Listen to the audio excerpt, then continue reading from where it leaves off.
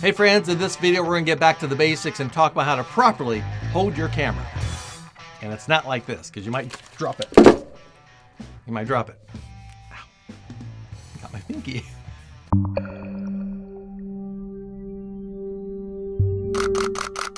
This video is inspired by true events. That's right. I've been shooting a lot of high school athletics lately. I've got soccer, football, volleyball, and I've been seeing a lot of improper camera holding techniques, all the way from the local newspaper professionals down to the high school yearbook staff. So what do I mean by that? Why is the improper techniques that they're using? Well, they've got this part right. Let me tell you that much. You've got a good grip. You got your arm tucked in, your elbow tucked in, which is good. And what do they do with this arm? What do they do? They bring it over the top. As you can see, you've got this chicken wing action going on, and what it does, it kind of pulls the camera down. So when you're zooming in and out, you kind of are moving the camera. Yes, I'm exaggerating just a little, but when you're shooting, any little movement can give you a blurry photo, or even your horizon could be off a little bit. So let's take a scenario. Football game, you're downfield, quarterback is right there, you've got him lined up in your sights, zoomed in, he's rolling out, and then he has to tuck the ball and run towards you. Okay, so you've got this technique going on. He's coming at you, so you've got to zoom out now. As you can see, as he's moving, I'm kind of moving down a little bit. So I'm moving the camera, which is going to give me a blurry photo. I don't want that. So let's change the technique up. So if you tuck your arm in, you've got your elbow right against you. As you can see, this is really tight. I can move really well with it, and there's nothing, unless I move my wrist. That's the only way I'm going to get my blurry photo. So same scenario, quarterback, zoomed in, he's coming at you. As you can see, I'm moving perfectly with him. I'm using my thumb right here. See that? For the telephoto. Nice and smooth. It works out perfectly this way.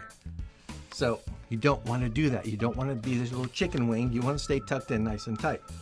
Now, quick little safety note. If you are at a football game and you end up looking this way as the quarterback's running, watch out for that linebacker. Watch out for that linebacker. He's pesky and he's going to come knock you out.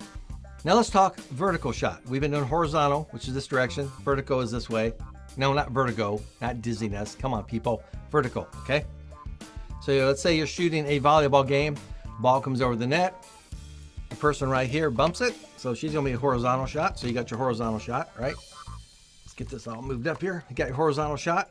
Then what do? Then you have to go vertical because it's going to the setter and she's standing like this and she's going to bump that way. So you have to turn the camera this way. Which some photographers, this is incorrect, because you're supposed to say tucked in nice and tight. So you have to come down this way. Now my problem with this is, as you can see, first off, my finger is not on the shutter button anymore, and I'm really just cramped up here. I can't really move very well. So I usually go this direction when I don't have a power grip. So you have your own choice. Now power grip, what I'm talking about, is this little fella right here. It's a power grip. You throw on your camera, you tighten it down real good so it makes good connection. So now when you have to go to those vertical shots, you go from here and you just slide the camera like this.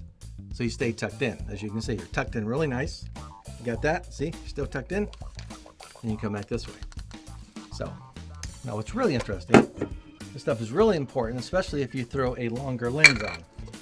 When you throw my big one on, so when you get a big lens like this, you can imagine if you're holding the camera like this and trying to zoom in and out, you're really going to be just pulling yourself down. Your wrist is going to start hurting. So keep it tucked in like this.